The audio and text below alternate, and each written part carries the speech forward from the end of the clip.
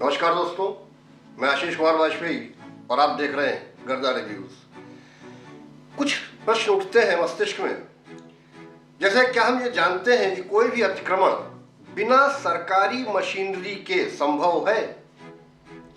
सरकार क्या करेगी तौकीर लगा जैसे नेताओं के ऐसे उकसाऊ भाषण पर, जो कहते हैं कि हम तैयार हैं इस बात के लिए कि आत्मरक्षा करने के लिए किसी की भी हत्या कर देंगे। क्या हम विकासशील देश बनने जा रहे हैं? आइए प्रारंभ करते हैं। बात कर रहे हैं वन भूलपुरा मालिक के बगीचे, हल्द्वानी, उत्तराखंड की, जहां बीजेपी की सरकार है, जहां यूसीसी लागू हो रहा है। घटनाक्रम किस तरीके से परिवर्तित होता है देखिए। 30 जनवरी को नोटिस चिपकाई जाती है, 8 फरवरी को एक्शन, और उसका ऐसा भयावह रिएक्शन, ऐसा भयावह मंजर। यार ये बात तो मुझसे पूछ लेते, मैं ही बता देता कि भाई जब मुसलमानों के इलाके में जा रहे हो तो डंडा लेके क्यों जा रहे हो? डंडा लेके क्यों जा रहे हो? देखिए, अगर मुसलमानों के इलाके में कोई भी अतिक्रमण हटाने के लिए कोई भी टीम जाएगी तो ये देखने को मिलेगा 6 दहशत गर्दों की मौत। हो सकता है जब तक आप ये वीडियो पहुंचे, हो सकता है संख्या में चेंज आ सकता है। जहां तक हमको सुनाई पड़ा है, समाचारों में देखा सुना है, उसके हिसाब से बता रहे हैं। और मुझे तो इन दहशत गर्दों की मौत पर इस बात का शक है, कहीं ऐसा न हो सरकार इन्हीं को विक्टिम बना के 50,000, 1 लाख, 5 लाख रुपया इनको देने का मुआवजा ना दे दे कहीं। ये पुलिस की गोलीबारी से शहीद नहीं हुए हैं, पुलिस ने तो फायरिंग ही नहीं की। शूट एट साइट का ऑर्डर था, लेकिन जब शूट एट साइट का ऑर्डर दिया गया है उसके बाद से पुलिस ने कोई ऐसा काम नहीं किया है। सबसे अधिक मोर देन 100, जहां तक कि मैंने अब तक सुना है, पुलिस वाले घायल हुए। भाई ऐसी पुलिस, ये पुलिस का निकम्मापन है क्या? या प्रशासन का इतना बड़ा फेल्यूर? ये एक दिन का नहीं है कि ये आज हो गया बनफूलपुरा में। बनफूलपुरा, आप इस इलाके का इतिहास उठाकर देखेंगे तो यहां ऐसी घटनाएं घटती रही हैं। ये कौन लोग हैं, कहां से आए हैं, इनकी शक्लें देखिए, क्या आपको लगते हैं कि ये देवभूमि के हैं? शैतान नजर आते हैं ये। किस देश के हैं भाई ये? किस प्रकार से ये अंदर घुसे हैं और इन्हें यहां बसाया गया है? जब ये शुरुआत में बसाए जा रहे थे तो 1 झोपड़ी होगी, 4 झोपड़ी होंगी, 5 झोपड़ी होंगी। कैसे इतनी बड़ी तादाद में? आप उस इलाके की अगर डेमोग्राफी देखिए, चेंज हो चुकी है। 1%, 2% तो समझ में आता है, कहीं से आके लोग बस गए हैं नौकरी रोजगार के लिए। 40-40% तक की पहुंच रही बात। आप समझने की प्रयास कीजिए भाई। और पुलिस को दिया क्या है? लाठी। सर पे वो कुर्सी लगाए हुए है, कुर्सी से पत्थर। भाई क्या नहीं किया इन लोगों ने? पूरे स्वागत की तैयारी कर रखी थी इन लोगों ने, पुलिस की। शांतिदूत पूरी तैयारी से था। शांतिदूत आप समझ गए होंगे ना, मैं बार बार नाम नहीं लूंगा वरना एक मजहब खतरे में आ जाता है भाई। शांतिदूत पूरी तैयारी से था। भाई पत्थर क्या 1 दिन में आ गए, 1 घंटे में आ गए?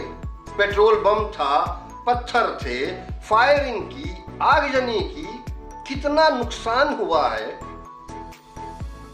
और एक बात, क्या आप कहेंगे केवल 100 पुलिस वाले? क्यों भाई, 100 परिवार नहीं गिनेंगे हैं?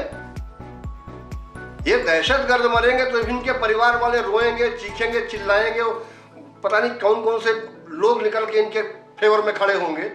लेकिन वो 100 पुलिस वाले, वो 100 परिवार से अधिक जो घायल हुए हैं, और बड़ा भीषण रूप से घायल हुए हैं। छोटा मोटा नहीं है भाई ये तमाशा।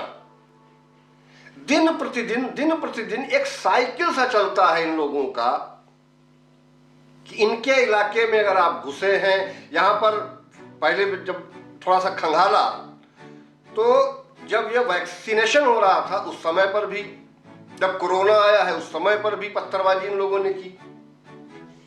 मतलब इतना कुछ होता रहा और पुलिस आंख मूंद कर देखती रही, प्रशासन बैठा है शांति से।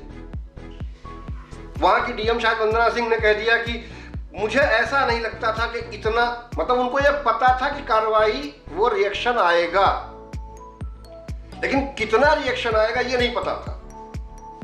अरे भैया, इसी के लिए तो आपका खुफिया तंत्र है, इसी के तो लिए आपकी इंटेलिजेंस एजेंसीज हैं, वो क्या कर रही हैं। और सबसे बड़ी बात, आप किसी एक आम आदमी से पूछ लिए हिंदुस्तान के कि इन शांति दूतों के इलाके में अगर आप जा रहे हैं, ये कबूतर नहीं उड़ाएंगे, ये पत्थर फेंकेंगे, पेट्रोल बम फेंकेंगे, फायरिंग करेंगे, आगजनी करेंगे, कहिए तो ये कमरे में बंद करके पुलिस वालों को जिंदा जलाने का प्रयास करेंगे, ये सब कुछ करेंगे, नृशंसता की पराकाष्ठा पार करेंगे। और आप इनके लिए कहेंगे नहीं नहीं, एक्शन मत लीजिएगा, क्यों? चुनाव आ रहा है। अरे चुनाव आएंगे जाएंगे, नेता आएंगे जाएंगे, आजादी के पहले से लेके आज तक क्या सब हमारे ही नेता आए थे क्या? चिपके रहे कुर्सी से? नेता आएंगे जाएंगे, सरकारें आएंगी जाएंगी, ठीक है। इनके खिलाफ एक टाइट एक्शन लेने का समय है। सरकार को यह बहुत अच्छे से सोचना समझना चाहिए। कहीं ऐसा न हो कि आप 1-2% सोच रहे हैं कि इन शांति दूतों का वोट मिल जाए आपको, कहीं 1-2% के चक्कर में आप भारी नुकसान उठा जाएंगे। ये सत्य है, क्योंकि फिर सनातनी भी इस मूड में आएगा कि क्यों हम दें ऐसी सरकार को, भाई क्यों वोट दें हम ऐसी सरकार को। इसका हल बताता हूं, वो छोटा सा, बहुत आसान। जब भी आप शांति दूतों के इलाके में जाएं, ड्रोन का इस्तेमाल करें, घरों की छतों की तलाशी लें बाकायदा।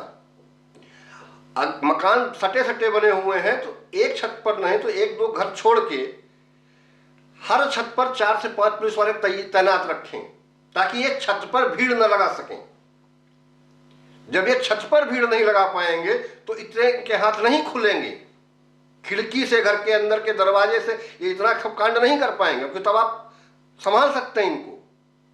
और कम से कम प्लीज सरकारों से निवेदन है भाई कि पुलिस को डंडा देकर मत भेजिए। उनकी राइफल और उनकी बंदूकें काहे के लिए हैं भाई? अरे यहां तो उल्टा होता है, उन्हीं की बंदूक जो है छीन के कोई शाहरुख उरी पुलिस वाले पर तान देता है, वो गोली भी मार दे। आप पुलिस के हाथ इतने बंधे रखेंगे और आप सोचते हैं कि ये शांति दूत जो है आपको एक्शन करने देंगे? संभव है ऐसा? देखिए, इन सब की वीडियोग्राफी, जो फुटेज मिले, जो पिक्चर्स आए हैं, उनसे जो लोग पकड़े जाएं, उनकी अच्छे से डंडा परेड हो, और डंडा परेड के बाद उनके माध्यम से जो और लोग आए उन सबको पकड़ के, ये भीड़ कोई छोटी मोटी नहीं है। कुछ लोग तो ये भी कह रहे हैं कि 11-12 हजार के आसपास की भीड़ है। वहां की जो जनसंख्या है 40-45 हजार की है, यानी कि 1/4 के आसपास सोचिए। और पहले इन्होंने क्या किया, औरतों को आगे किया है। औरतों, एक बूढ़ा व्यक्ति जो है शांति मुसलमान, वो बूढ़ा व्यक्ति बेचारा ढकेल रहा है इन औरतों को कि नहीं नहीं मत करो ऐसा, लेकिन उस बूढ़े की कितनी दम है। और सोचिए कितना भयावह मंजर देखने को मिला। और देखिए, पब्लिक का नुकसान हुआ है, सरकार का नुकसान हुआ है, इसकी भरपाई इनके तरीके से करनी चाहिए। ये ऐसे सुधरने वाले नहीं है, खाली बुलडोजर एक्शन से कुछ नहीं होगा भाई। जो सरकार का जो भी नुकसान हुआ है, देखिए शराब तो इनके यहाँ हराम है, इनकी एक किडनी भी निकलवा लो, एक किडनी खा रहे तो जी लेंगे, शराब नहीं पीते, दिक्कत ही नहीं है। तो इनकी एक किडनी भी और लोगों को काम आ जाएगी, और इनको समझ में भी आ जाएगी भाई किडनी चली जाएगी अब की बार अगर पत्थर फेंका तो। दूसरी बात, जो पैलेट गन्स हैं, कैनन से कुछ नहीं होने वाला है कि पानी की फुहार छोड़ोगे, अरे वो पानी नहाते वैसे भी नहीं है, वो पानी नहा लेंगे, है? पानी की फुहार से कुछ नहीं होगा। इनके लिए विशेष व्यवस्था होनी चाहिए, जैसे कश्मीर में थी, पैलेट गन्स वगैरह होनी चाहिए, या वो प्लास्टिक वाली गोलियां होती हैं, एक ठोको समझ में आए, लगे, फील हो कि दर्द इसे कहते हैं। ये तो आपस की गोलाबारी में ही मारे गए 6, इसमें किसी का कोई योगदान ही नहीं है, आपस वालों ने ही आपस वालों को चाप दिया। और एक ये भी जान जो है आवश्यक चीज है कि कैसे ये बसाए गए, उस समय के कौन कौन ऑफिसर नगर निगम या जहां भी हो, बिना मिली भगत के तो ऐसा इतना बड़ा कांड नहीं होता है। उस समय तो पैसे लिए गए होंगे ना, अब तो वो मौज काट रहे होंगे रिटायरमेंट के बाद। तो इस जगह पर कैसे ये बसाए गए, उन अधिकारियों के खिलाफ भी एक्शन होना चाहिए। ये सुनिश्चित करना पड़ेगा सरकार को कि हम रिटायरमेंट के बाद भी तुमसे वसूलेंगे बेटा पैसा। ये रिश्वतखोरी, ये सब उसी का तो अंजाम है। वोट बैंक है, रिश्वतखोरी है, पहले 1 झुग्गी लगी होगी, फिर 4 लगी, फिर 5 लगी, फिर 50 लगी, फिर पक्के मकान बन गए। और ये जमीन नजूल की है। नजूल का मतलब जो सरकारी चीज है, ये रेलवे की जमीन है, तो अपनी जमीन नहीं लेगा वो।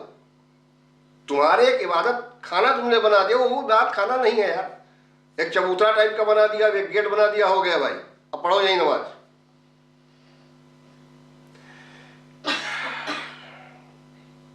देखिए धामी सरकार क्या करती है, किस प्रकार का एक्शन लेती है इन लोगों पर। नजर तो बनाए हुए हूं, अगर कुछ और होगा तो फिर आपसे बात होगी इस विषय पर, या किसी और मिलते हैं किसी और वीडियो में। तब तक के लिए जय श्री राम।